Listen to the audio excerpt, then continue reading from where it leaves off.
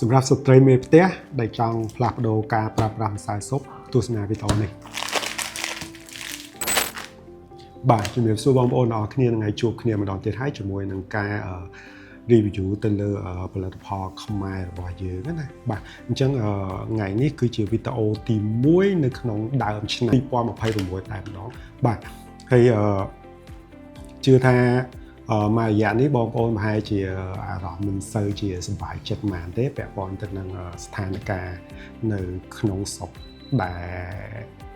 ប៉ះពាល់ជាមួយនឹងអ្នកចិត្តខាងយើងបាទអញ្ចឹងកុំឲ្យខាតពេលយូរខ្ញុំចង់បង្ហាញបងប្អូនមួយពាក់ព័ន្ធទៅនឹងម្សៅស៊ុបបាទ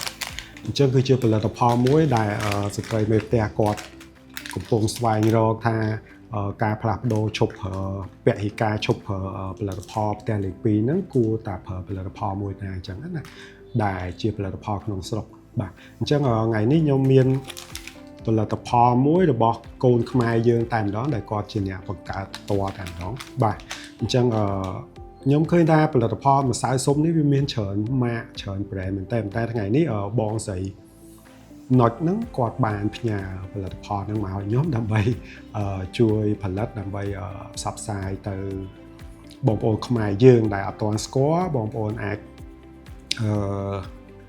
ទស្សនាវីដេអូនេះបានថាតើម្សៅស៊ុបហ្នឹងវាមិនអីចឹងណាបាទអញ្ចឹងខ្ញុំចង់បង្ហាញមកទៅកុំឲ្យខាតពេលយូរអញ្ចឹងយើងក៏លេងមកមើលនៅខាងមុខនេះតែម្ដងបាទអញ្ចឹង brand របស់គាត់ឈ្មោះគាត់ដាក់ឈ្មោះគាត់ហ្មងស្រី Chef Notch បាទនេះអញ្ចឹងរូបរាងវាបែបនេះណាបាទអានេះវាជាកញ្ចប់ធំ400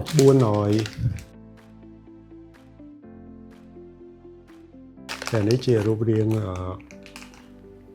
ទាំងមូលខាងមុខតែម្ដងនេះខាងក្រោយអូខេអញ្ចឹងខ្ញុំនិយាយពីខាងមុខមុនពាក់ព័ន្ធទៅនឹងការ design អីសម្រាប់ខ្ញុំអូខេទេតែបើថាឲ្យវា perfect ហ្មងដូចជាអត់តាន់ perfect ទេបាទអញ្ចឹងប្រហែលជាគាត់ត្រូវមានការកែសម្រួលទៅលើការ design នេះឡើងវិញបន្ថែមទៀតដើម្បីឲ្យវាកាន់តែតាក់ទាញណាបាទអញ្ចឹងយើងក៏លេខទៅមើលនៅលើកញ្ចប់នឹងវិញគាត់ដាក់ Chef Notch ម្សៅស៊ុបមាន់បាទអញ្ចឹងនៅលើហ្នឹងគាត់មានដាក់ផលិតក្នុងស្រុកបាទអញ្ចឹងគឺជារបស់ខ្មែរពិតតែម្ដងបាទអូខេអូខេអញ្ចឹងនៅខាងមុខគឺមានប៉ុណ្្នឹងទេតែមកមើលនៅខាងក្រោយវិញអញ្ចឹងនៅខាងក្រោយគាត់ដូចមានដាក់វិធីប្រើប្រាស់សម្រាប់នេះមានសម្លកកូរដាក់ម៉ានក្រាមអីម៉ានក្រាមគាត់ក៏មានប្រាប់ដែរនៅក្នុងនេះបាទ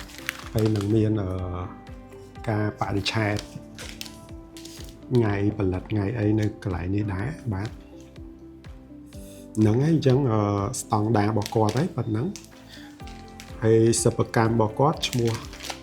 ស្រី Notch Master Chef នេះអូចឹងមានថាគាត់នេះគាត់ធ្លាប់គាត់ជាបេក្ខជនធ្លាប់ប្រឡង Master Chef ដែរអញ្ចឹងគាត់បានប្រាប់ខ្ញុំដែរថាដោយសារការឈឺចាប់ដែលផ្ទះលេខ2ធ្វើបាបយើងជិះជាន់យើងខ្លាំងពេកអញ្ចឹងធ្វើឲ្យគាត់មានការឈឺចាប់គាត់ក៏បានបង្កើតនៅផលិតផលមួយនឹងឡើងដើម្បីឲ្យបងប្អូនខ្មែរយើងអាចប្រើប្រាស់បានដោយមិនចាំបាច់ប្រើផលិតផលផ្ទះលេខ2អីទេបាទអញ្ចឹងគឺល្អមែនទែនហើយគាត់បានប្រាប់ខ្ញុំដែរថាពាក់ព័ន្ធទៅនឹងផលិតផលរបស់គាត់នេះគឺគាត់ផលិតមកអត់មានដាក់សារជាតិគីមីអីទេបាទហើយគាត់ក៏មានការទទួលស្គាល់ពីវិទ្យាស្ថានពិសោធន៍ត្រឹមត្រូវរបស់គាត់ដែរអញ្ចឹងមានន័យថាផលិតផលរបស់គាត់ទុកចិត្តអាចប្រើប្រាស់បានដោយទុកចិត្តតែម្ដងអញ្ចឹងបងប្អូនកុំបារម្ភថាវាប៉ះពាល់ដល់សុខភាពឬក៏អីអញ្ចឹងយើងប្រើទៅតាមកម្រិតដែលយើងគួរប្រើបាទអូខេអញ្ចឹងការរាយរាប់នៅខាងក្រៅដូចជាមានតែប៉ុណ្្នឹងទេពាក់ព័ន្ធនឹង information ពាក់ព័ន្ធនឹងព័ត៌មានរបស់ម្សៅស៊ុបមួយនេះហើយអញ្ចឹងចាំមើលខ្ញុំហែកនៅខាងក្នុងឲ្យបងប្អូនមើលបាទថាកម្រិតម្សៅគាត់ហ្នឹងកម្រិតណាបាទវារសជាតិយ៉ាងម៉េចចាំមើលខ្ញុំសាកភ្លក់បន្តិចឲ្យបងប្អូនបានឃើញបាទអូភ្លេចប្រាប់ថាគាត់ក៏មានជាប្រភេទកញ្ចប់ទូចេះដែរបាទនេះអញ្ចឹងសម្រាប់កញ្ចប់ទូចនេះវា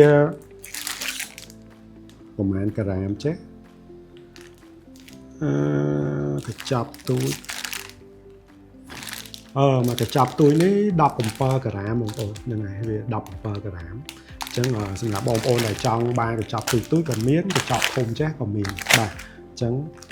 អាចជ្រើសរើសបានតាមចំណង់ចំណូលចិត្តដែលបងប្អូនត្រូវការបាទអញ្ចឹងយើងសារហែកនៅខាងក្នុងម្ដងអញ្ចឹងខ្ញុំហែកអាទូចនេះកញ្ចប់ទូចវាគឺបែបនេះបាទមុខក្រោយអូខេអញ្ចឹងខ្ញុំសារហែកតិចហើយខ្ញុំតេស្តមើលតិចចង់បញ្ជាក់តិចថានេះម្សៅស៊ុបនេះគឺគាត់ធ្វើពីសាច់ទ្រូងមាន់បាទសាច់ទ្រូងមាន់តែម្ដងអញ្ចឹងគាត់ថាអត់មាន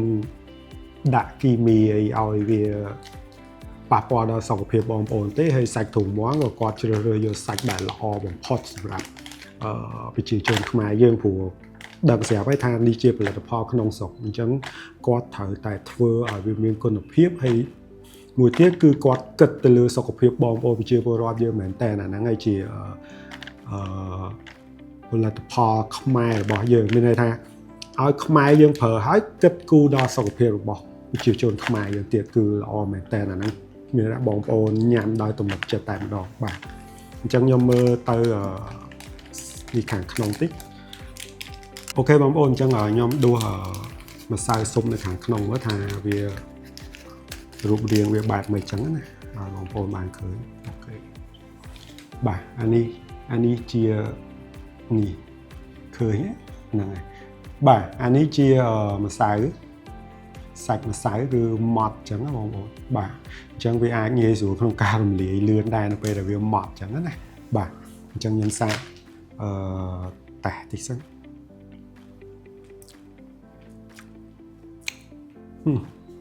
ណៃបងប្អូនឆ្ងាញ់ដែររសជាតិ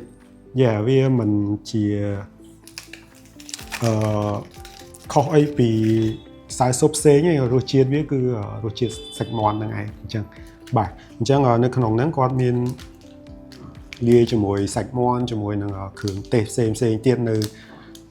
ក្នុងកញ្ចប់ដែលគាត់បានដាក់បង្ហាញតែគាត់ថាខ្ញុំអានធូរៗឲ្យបងប្អូនបានដឹងតែប៉ុណ្្នឹងទេបាទអញ្ចឹង